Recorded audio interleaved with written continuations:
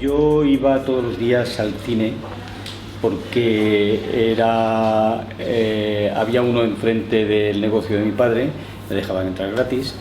Después el novio de mi hermana salía a la tarde, a última hora, entonces solamente se podía ir al cine. Entonces me llevaban como carabina, mi hermana era bastante mayor que yo, me llevaban como carabina, me iba al cine. Y además tenía otro cine enfrente de mi casa, o sea que yo fui al cine todos los días desde que tenía 5 o 6 años, y a los 7 ya quería ser actor. Pero yo veía obras de teatro también, y el teatro me apasionaba, y hacía obras de teatro en las azoteas de nuestros amigos, y prácticamente antes de terminar, cuando estaba en preuniversitario, ya hicimos una obra de teatro. Había muchos profesionales que hacían una obra un día, obras prohibidas por la censura, pero dejaban hacerla un día nada más.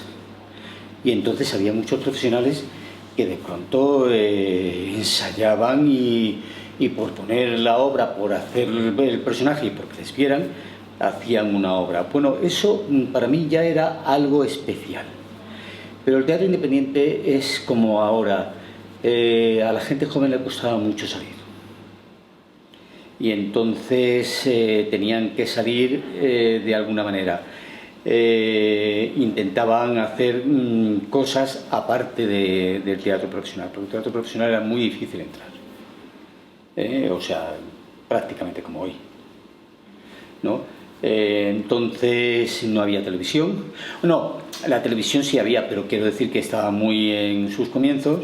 No había mucho trabajo en televisión, y también se pensaba que había muchas obras que no venían a España, obras de calidad, y que se quería hacer otro teatro.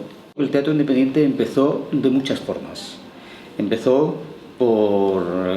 nosotros empezamos sobre todo por intentar mejorar la calidad, o por lo menos hacer un teatro que tuviese calidad, nuestro, independientemente de que lo demás tuviesen o no tuviesen calidad. Pero vamos, la calidad era algo especial de nosotros, porque en otras compañías de teatro independiente, que supongo que también la calidad era algo suyo, pero no miraban tanto la calidad como, por ejemplo, la parte social, la parte política, la parte o la parte de hacer algo distinto. Lo que primaba por encima de todo y por encima de la política era la búsqueda de la calidad. Eso no quiere decir que no hayamos hecho, porque había mucha política. Entonces todos éramos políticos y todo el mundo pertenecía a un partido o a otro, pero todos en contra del dictador, ¿no? Y ahí hicimos Terror y Miserias del Tercer Reich, hicimos Los Justos, pero siempre primaba la calidad. Lo que más nos interesaba es que lo que dijéramos, pero que lo dijéramos con mucha calidad, o por lo menos buscando esa calidad.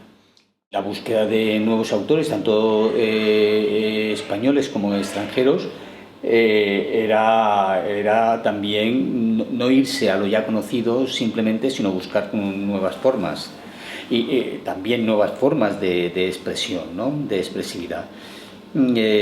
Pero yo creo que eso era lo más importante. Lo más importante es que la gente joven necesitaba expresarse y era muy difícil entrar, o sea, no, entraba gente joven, pero muy difícil. Es prácticamente como ahora. Su parte negativa puede ser que fuese de organización interiormente, puede ser que tuviese parte negativa. De cara al público, yo creo que cambió, poco a poco cambió el gusto del público por el teatro, por ese teatro. Y la parte negativa interiormente fue pues el que de pronto cuando se hacía una cooperativa todo el mundo quería opinar y todo el mundo quería y había mucha gente que quería opinar pero no trabajar. Pues lo que pasa siempre que se reúne un grupo que parece que tendría que ser de otra manera porque teníamos unos principios y unas cosas y sobre todo unos proyectos que queríamos todos y todo, pero que hay que llevarlos a cabo. Y hay que llevarlos a cabo y hay que ceder y al mismo tiempo exigir y a veces metíamos la pata.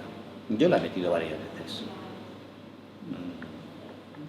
Pero bueno, pero a veces metíamos la pata por creernos que la cooperativa era poder mandar todos. Queríamos hacer algo nuevo, queríamos expresar, queríamos intentar que nuestra forma de hacer teatro fuese para todos los públicos y evidentemente a veces se conseguía, a veces no, pero no existía ninguna conciencia de que íbamos a formar parte de la historia, ni que para nada. Y además no creo que eso nos hubiese movido para nada. Éramos mucho más sencillos en ese aspecto, no éramos solemnes, no éramos nada pretenciosos. Y bueno, las cosas han sido así, han surgido así y ha sido así, pero no teníamos ninguna conciencia. He pasado tantas cosas con la furgoneta. Teníamos una furgoneta, como teníamos poco dinero, como ahora, teníamos poco dinero y entonces había una furgoneta que tenía un tubo estaba horadado el tubo del escape, entonces el tubo del escape salía en mitad de la furgoneta, por dentro, entonces había que tener las ventanas abiertas, hiciese el frío que fuera, que hiciese, para poder viajar en la furgoneta. Entonces, como no teníamos papeles de ninguna clase, ni teníamos nada, yo ya estaba haciendo Crónicas de un pueblo, la serie aquella, y entonces me ponían a mí en primera fila para que de pronto, cuando nos paraba un policía y decía pero, ¿y usted qué hace con ellos? ¿No? Porque tuvo mucho éxito la serie aquella, y entonces yo decía, pues ya ve, eso. Bueno, ahora cuando lleguen al pueblo ponen todo en orden y ponen todo esto, pero hombre, y entonces yo siempre iba en primera fila para contrarrestar que no podíamos pagar, ni podíamos cambiar, ni podíamos hacer nada. O a veces no teníamos ni asientos y bueno, de una manera que hoy día yo lo prohibiría, claro, porque me parece peligrosísimo y tal, pero los asientos iban amarrados unos a otros porque no habían asientos y todo eso, con cuerdas, y ahí íbamos sentados. Y eso era y yo ya estaba haciendo Crónicas de un pueblo, Yo creo que era un intento de organizar el teatro independiente para poder hacerlo más grande en lo que quería lograr, ¿no? Pero como siempre las discusiones, yo no sé si se llegaron a buen término. Eran discusiones en las que había mucha gente que quería ser protagonista, pues eso, desde una reunión ya sabes que hay muchas veces que 2 o 3 quieren ser los protagonistas y entonces todo se va en eso, en vez de ir a las cosas profundas. Pero no creo que lograran. Fueron unos intentos muy válidos, pero yo no estoy seguro de que lograran muchas cosas. Muy válida, pero demasiados egos. Yo iba, por ejemplo, siempre que podía a Nancy para ver el Festival de Teatro de teatro independiente de Nancy. Y los demás exactamente igual, y siempre que venía aquí cualquier compañía extranjera, el Festival de Teatro que había entonces, pues, estamos siempre para poder, porque hay una cosa que yo creo que sí también fue herencia de Leito, pero supongo que es de mucha gente, que es que hay que estar toda la vida aprendiendo. Vamos, yo sigo aprendiendo y quiero aprender, a seguir aprendiendo. Y entonces nosotros lo que él nos transmitía es que había que aprender de todo, incluso de lo malo. Hice una obra que se llamaba Mi corazón está en las montañas, de Saroyan, que de pronto era un concurso de teatro universitario y gané un premio de interpretación con 17 años. Y claro, yo dije, es como cuando vas al bingo y te toca el bingo por primera vez, pues ya te haces adicto. Bueno, yo ya venía adicto de muchas cosas y de antes, pero eso ya fue lo que acabo de rematar.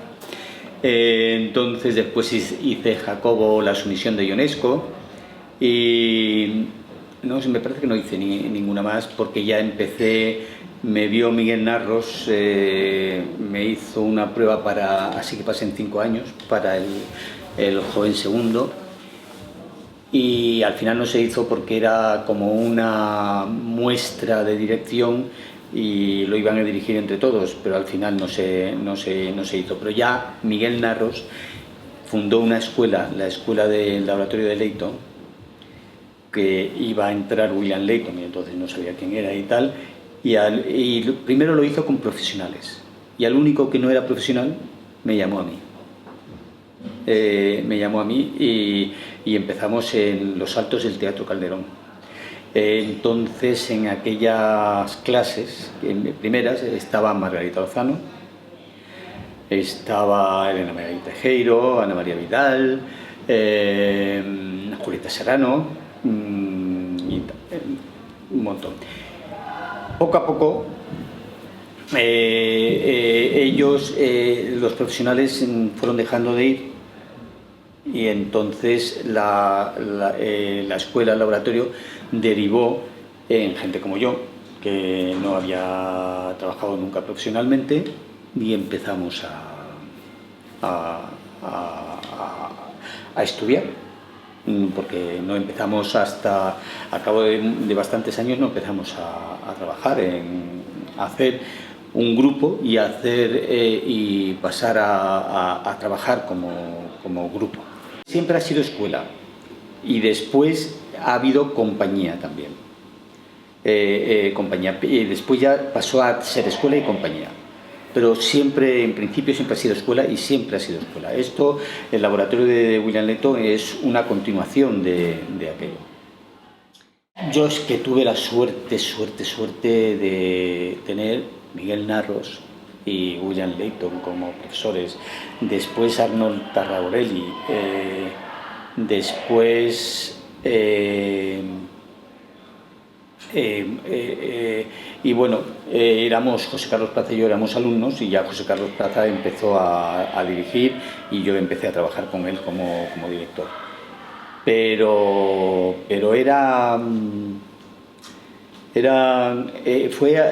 fue maravilloso porque era de una rigidez y una exigencia bárbara, y al mismo tiempo lanzaban la imaginación.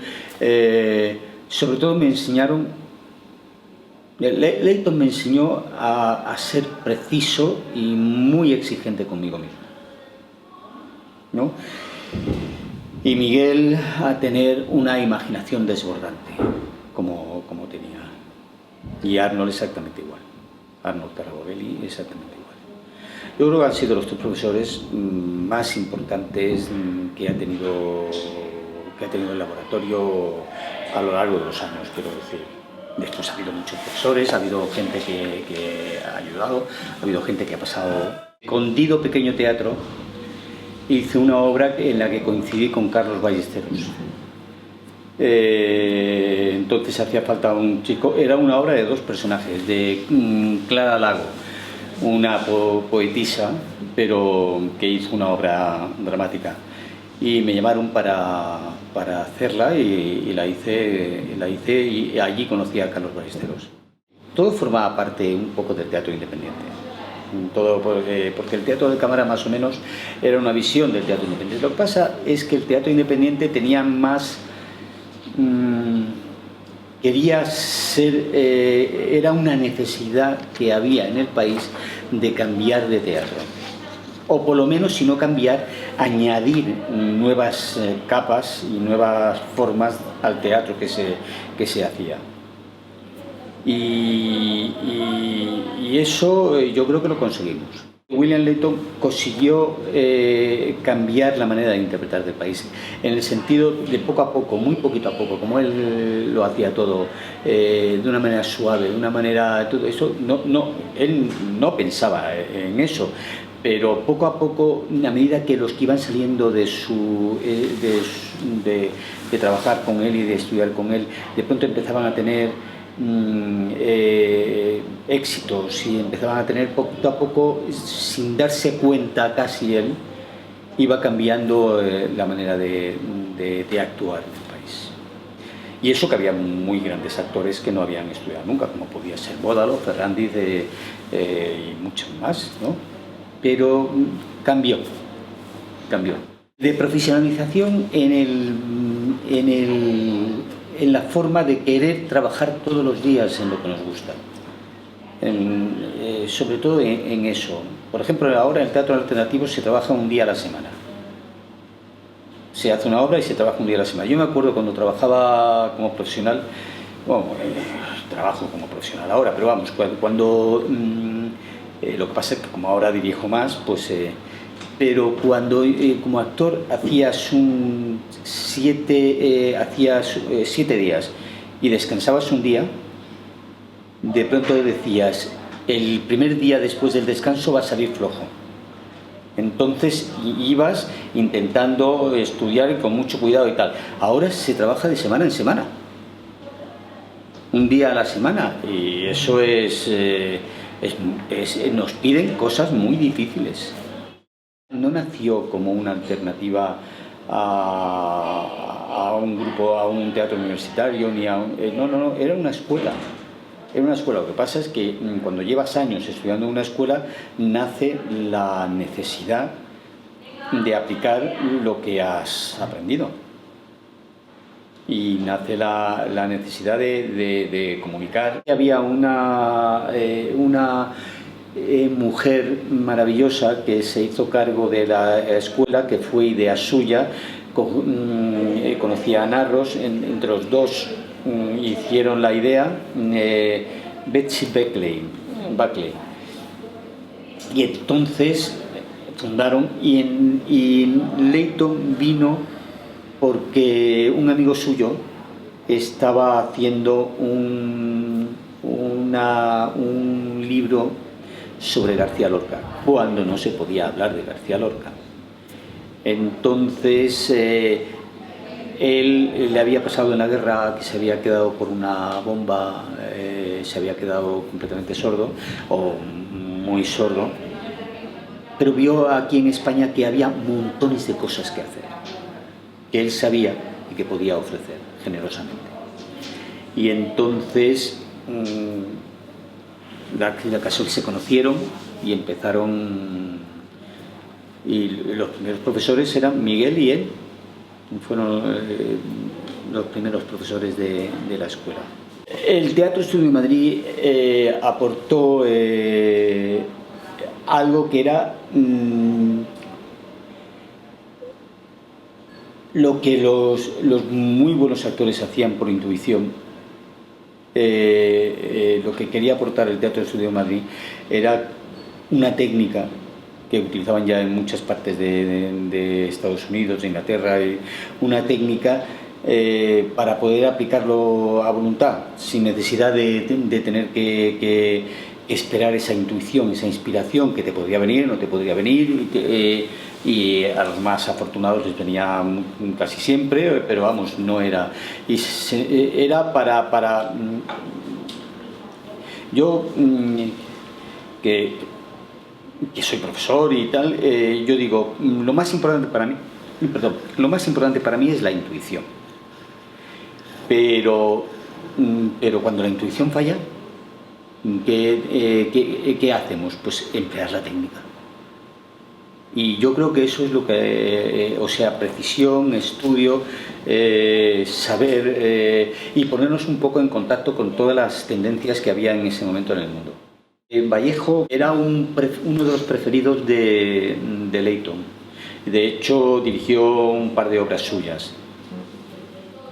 Y siempre se está a la búsqueda de autores nacionales. Es que yo creo que lo que tenemos que hacer es alimentarnos de los autores nacionales, de los ya buenos, pero y que ya tienen éxito, de los jóvenes que desconocidos, y hay un tipo de autores extranjeros que tenemos que ver lo que se hace por fuera, ¿no?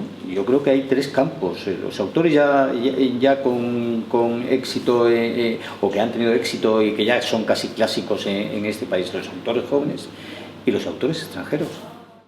Durremat tuvo una incidencia increíble. También el montaje era espléndido. Durremat tuvo una incidencia enorme. Brecht se había hecho poco, pero también tuvo una gran incidencia. Fue la época dorada de Bertolt Brecht, ¿no? Sin embargo, Pinter nunca se acabó de entender en este país. Era demasiado complejo, demasiado. Yo creo que a este país le van las cosas un poco más directas, ¿no? Porque Beckett tampoco ha sido. En este país tampoco se ha entendido muy bien. Hablo del público, no hablo de los críticos ni de los profesionales, no hablo del público. Pero claro, para eso están también los teatros nacionales, porque de alguna manera todos esos pensadores pueden llegar a una minoría, pero esa minoría puede generar en algo mucho más grande, y necesitamos conocerlos y no solamente leerlos.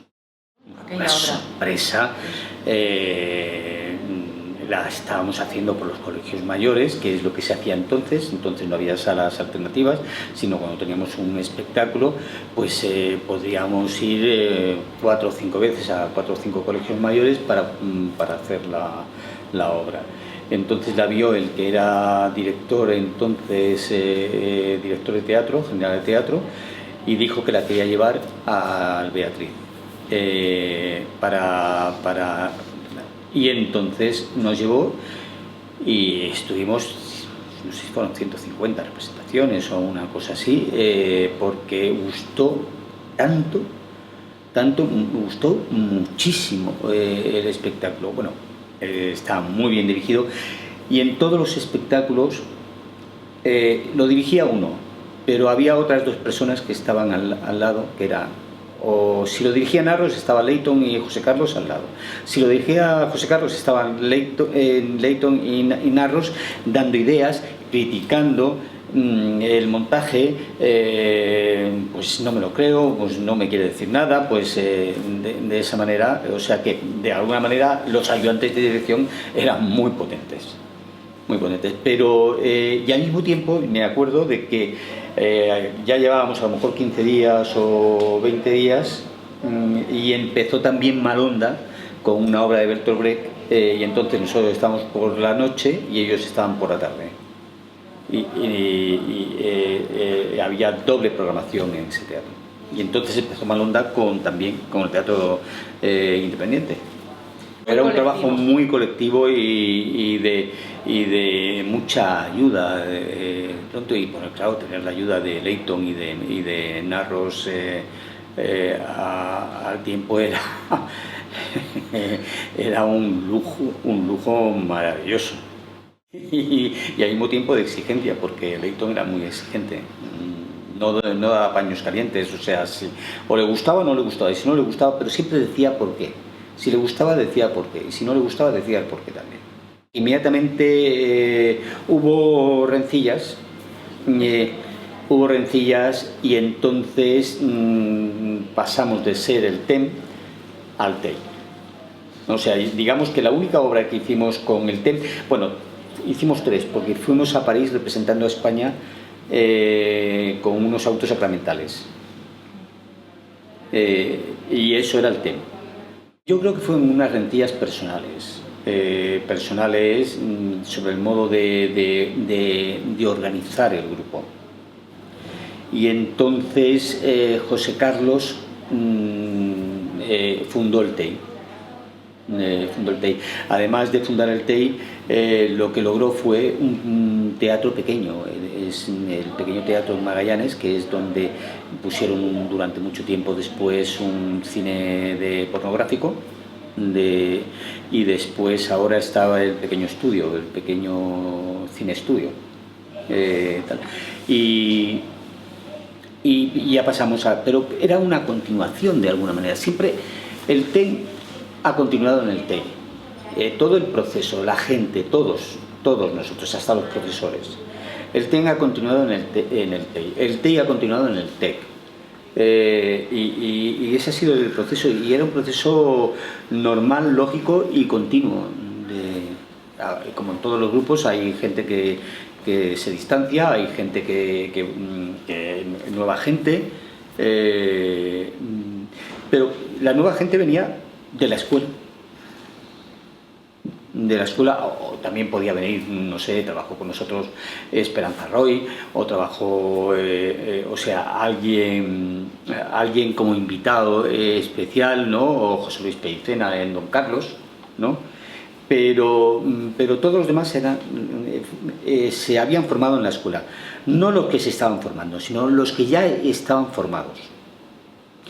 Pero además teníamos una cosa especial, que es que aunque ya estábamos formados, seguíamos yendo a clase. O sea, cuando el primer año que se inició el TEI, yo me acuerdo que por la mañana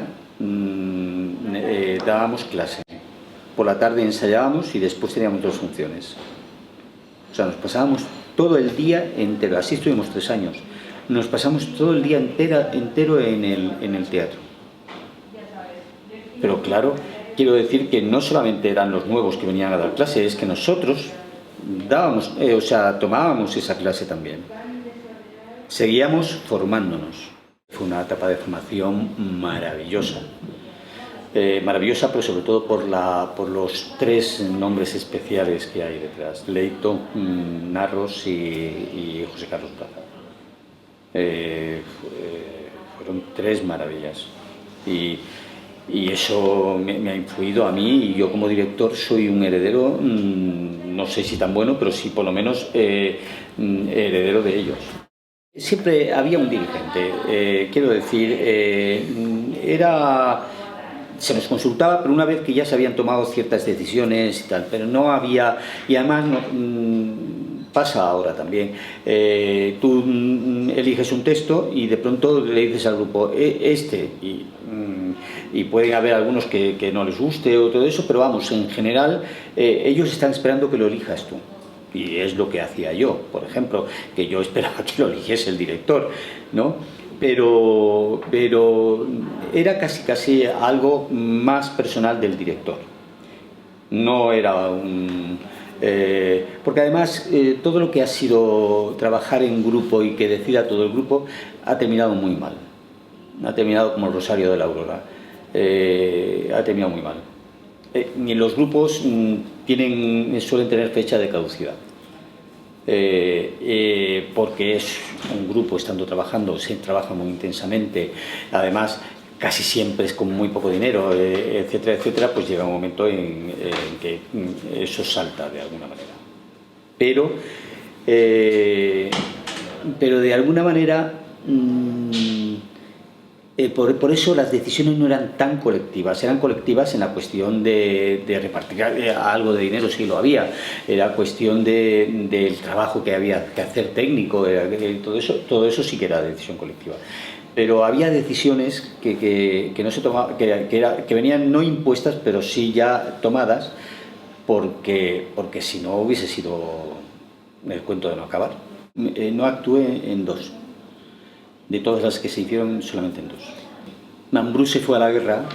Es una obra que en su tiempo iba contra la guerra del Vietnam.